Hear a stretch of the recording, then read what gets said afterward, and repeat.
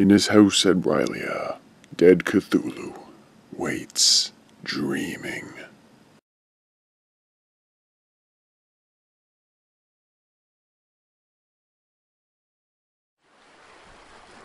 Meanwhile, my boyfriend Harvey Kinkle and I are chilling at Seabreeze Beach. It's July 4th weekend, and we're having such an amazing time that when Harvey suggests we go scuba diving, I don't give it a second thought. Even though there are dark thunderheads gathering in the distance, above the horizon line, looking like burned cotton balls. "Come on, Brina," Harvey says, "it'll be fun." In that moment, I'm thinking, oh wow, I'm going to marry this boy and be happy for the rest of my life. Then we're on a boat, heading out into the middle of the Atlantic, and Harvey, the dumb dork, he's doing his best Jack Dawson from Titanic. Me, I'm feeling a little queasy, a little seasick, and when I catch a glimpse of our boat's captain on the periphery of my vision, he's turned into something else. Something inhuman. What the what? But then I blink, and he's just the sweet fisherman we met on the docks, smiling like he's keeping a secret. What it is, I can't imagine. Next thing, Harvey and I are underwater, swimming along this ancient coral reef. And I'm like, shouldn't we have oxygen tanks? But whatever, it's a dream, and we seem to be breathing fine, so I let myself enjoy the cool vastness until I lose Harvey. Somehow we're separated, and suddenly my lungs are burning, I'm holding my breath, there's nothing left, I'm going to drown. So I start to kick as hard as I can, up, up, and up. I sense the light of the surface world. I'm gonna make it, I think, and somehow Harvey will be there, it'll all be alright, I'll be safe, but something doesn't want to let me go. A cold, rubbery tentacle slaps against my ankle and wraps itself around me, and then another, and another, until they start dragging me down, further down into the depths, towards something worse than death. Older than death. Dreams. First the dreams, then the visions, then. Go on, please. And then, before I ever get to the unspeakable thing, I wake up, thank God. But I'm sweating, Dr. Lovecraft, because my blood's boiling and I'm shivering because my room's so cold. Are you able to go back to sleep? No, I just lay in bed until morning, listening to this otherworldly violin music. Ah, yes, that's Eric Zahn, another young patient of mine. Quite the musical prodigy, but a bit of a compulsive, I'm afraid.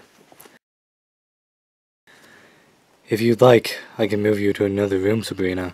No. Or give you something to sleep. Would that help? No, Dr. Lovecraft, that's okay. Alright, then in which case, let's keep up with the dream journaling. That seems to be helping. And I'd like you to start group. I think you're ready. Okay. Dr. Lovecraft? Yes, Sabrina? Don't scream. It's not real. I was just wondering, you haven't heard from my aunts, have you? Now, Sabrina, you know that's not possible. Your aunts are dead. You have to accept that. I was just double-checking. Remember what we agreed. It's all right for you to tell me your delusions about witches in the Neather-Realms and the books of the dead. But I don't want you spreading that hysteria around the Institute. Of course not, Doctor. Those tales are just for us. Good girl. Now run along and chin up. It may not feel like it, but you are getting better. In fact, it shouldn't be too much longer. No matter what he says, it feels like the exact opposite. Thank you, Dr. Lovecraft. Like every day I'm here, I'm getting more and more insane.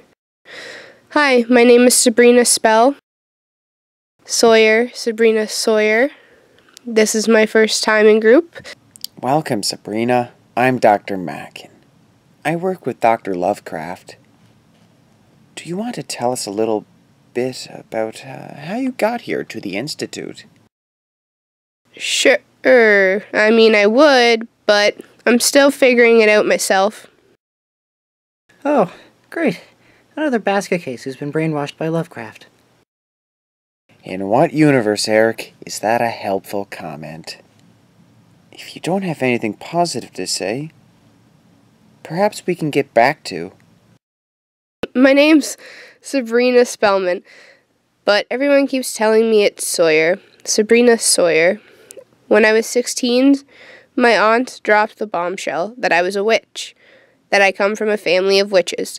But according to Dr. Lovecraft, that's a fiction I've created to cope with my reality. The last thing I remember was stealing the Necronomicon to bring Hot Dog back from the dead, then my aunt's banishing me to the Neather-Realm. Unless that's just a dream I had, and really, it's like Dr. Lovecraft told me. Sabrina? My house burned down. My aunts were in it when it happened. They died, and I almost died. Or I did die, and this is limbo. Like being in an internet chat room that still uses dial-up. I don't know the truth. Lately, I've been having trouble figuring out what's real and what's my imagination. Oh, don't fret about that, Sabrina. We'll help you sort through all of that. One day at a time, for however long it takes. Great. Can't wait. My name is Sabrina Spellman. My familiar is a sarcastic, bi-curious talking cat named Salem. I was astral projecting before I was walking.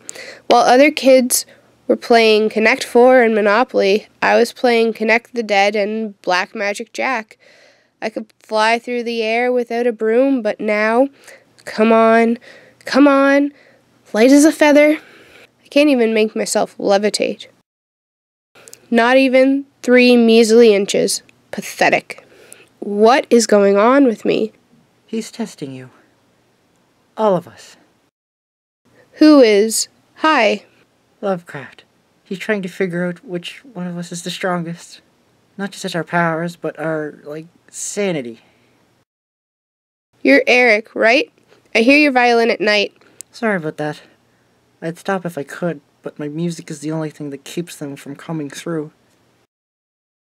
I don't mind it. It's kind of cool. They hate it. It's like nails on a chalkboard for them.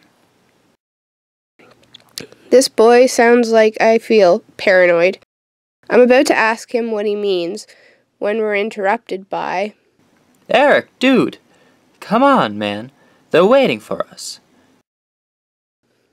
Sounds like you should probably go. Can I tell you a secret? Sabrina, whatever your name is, Lovecraft? He's not a doctor. He's a procurer. He procures for them. What? And Godzilla? From the movies? He's one of them. One of the elder gods, Yig. Same with the creature from the Black Lagoon. He's Dagon. Back off, you weirdo. You have no idea what's going on here. Eric, seriously. He's gonna kill us if we're late. If you're what you say you are, you'll actually have a fighting chance. Stop taking their meds. What do these pills do exactly? You'd have to ask the doctor. I'm just a worker bee. Night-night, Sabrina. Good night, nurse.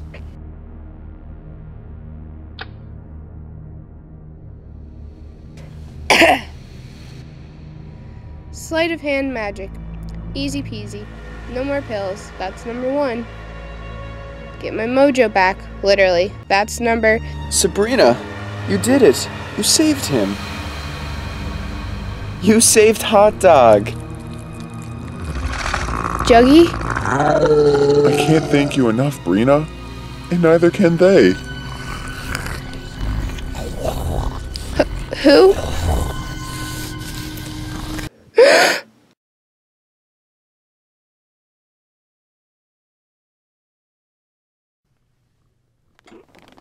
No violin playing? Eric? Eric, are you in there? Yes? The door is locked. Are you okay? I didn't hear you playing, and I got My fingers, Sabrina. Lovecraft cut off my fingers so I couldn't play. What? It's in here with me, Sabrina. I think it wants me to go with it. I think, oh God, I think it's smiling. Eric, stand back. I'm going to transmute the wood into... But then the door opens, and it's like a vacuum seal being broken. I hear the secret whooshing of the universe. Eric? The room's empty.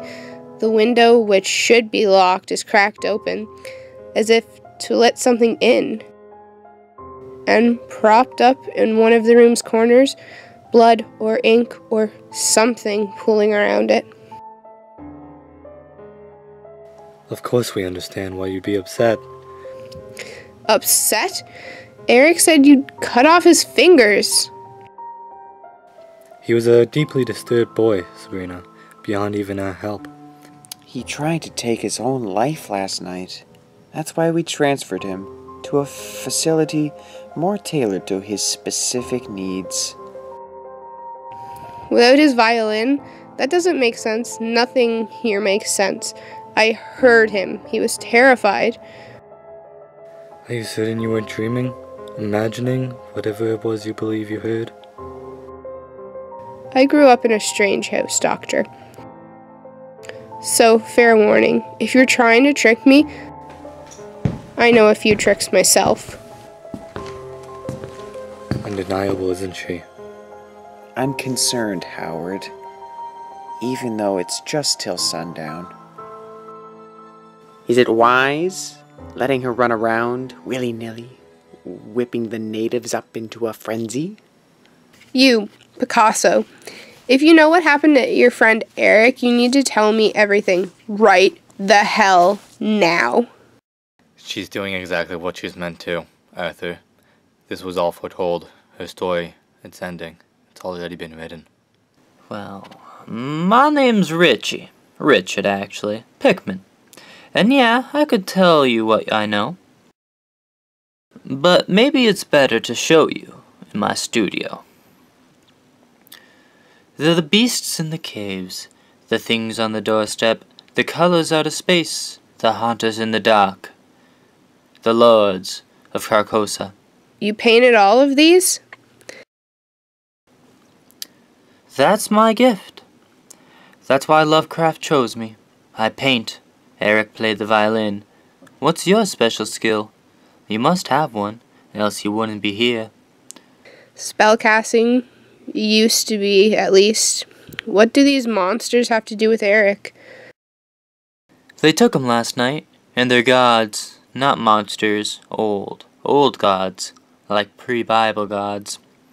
Lovecraft's using us to bring them back. Gods? He thought he could control them. That's what he was using Eric's music for, but I think he gets it now. That the best Lovecraft and Machen can do is serve them, keep them happy, prepare the way for them.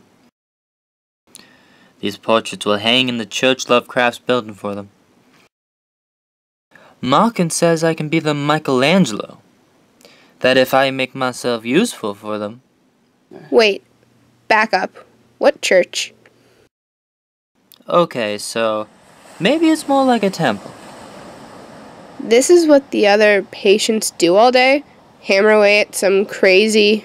Dr. Lovecraft says everyone has a role to play. Indeed. Some more sacred than others. Hello, children. Weren't planning anything naughty, were you? It's time, Richard. He's made his choice. Praise him. Sound the trumpet. Make sure everyone's ready and gathered. Get away from me, both of you, or I'll turn you into frogs and dissect you. I don't think so. You've been taking magic inhibitors since you got here. A better course of action might be that you sleep, child. You'll want to be rested for what's coming next. Sleep, little witch. And dream. And then it's the week after graduation, and Harvey and I are getting married. It's a shotgun wedding. Betty and Veronica are my bridesmaids. He's gonna die when he sees you, Brina. You think so? Oh, for sure. Beyond die. And then Hilda and Zelda are with me, doing my hair. You were born for this, you know. They picked you at the time of your birth, at the birth of time, and we were charged with your safekeeping. Imagine us, mothers to the All-Mother. They're leading me down the aisle. All my friends are there. None of this was an accident. The dog, the book, the gates of hell opening. We're so proud of you. And there's Harvey with that goofy smile of his, and I think, this is no dream. This is really happening. The yacht becomes a bluff overlooking the Atlantic Ocean, and I try to teleport, but nothing happens. I realize then that the rope they've tied around my wrist is hexed, that it keeps me from casting any spells. I asked Dr. Lovecraft, "How did you find me in the Nether-Realm?" In which limbo? Why, they told me, of course. Of course, they, the old gods, know everything. I turned to Dr. Mackin. What about my friends back in Riverdale? They're the lucky ones. They're already dead. And the world? Of man is over. It's their time again, all thanks to you. Bizarrely, I'm remembering this movie Harvey took me to last Halloween, playing at the Revival House. It's a total cult classic, Sabrina. At the end of the movie, they trap the guy in... Shh, no spoilers, Harvey. At the end of the movie, this weird pagan cult traps a poor policeman inside a giant wicker totem and burns him alive. He was celibate, it turns out, and they needed someone pure and virginal to... oh no. On the site of what will one day be their temple, Lovecraft and Mackin are leading the others in a chant, Puna Hamala Ralena Wagna Fata. Hilda and Zelda are trussing me up. I think of the stories my aunties used to tell me when I was a little girl, about our ancestors. Is this what it was like for the original witches of Greendale, when they were burned alive by the witch hunters of Riverdale? This is the part where you burn me at the stake as some kind of sacrifice. Burn you? Sacrifice? Is that what you think is happening? Oh, my dear, you're such an innocent, aren't you? Eric was the sacrifice. You're being exalted, and there's no fire where you're going. My auntie's lips don't move, but I hear them just the same. It's natural to be scared. Any girl would be on her wedding night. But remember, he picked you. Out of all the girls on the planet, he chose you. Then they all back away from me, and I'm alone in the Temple of Ranel, and I hear it, the sound of thunder, of the world cracking in half, of a universe being born or dying. And it rises in front of me, from beneath the ocean's depths, where it had been asleep, until I woke it by reading that spell that was meant to save Hot Dog. It blots out the sun, or maybe the sun simply ceases to be.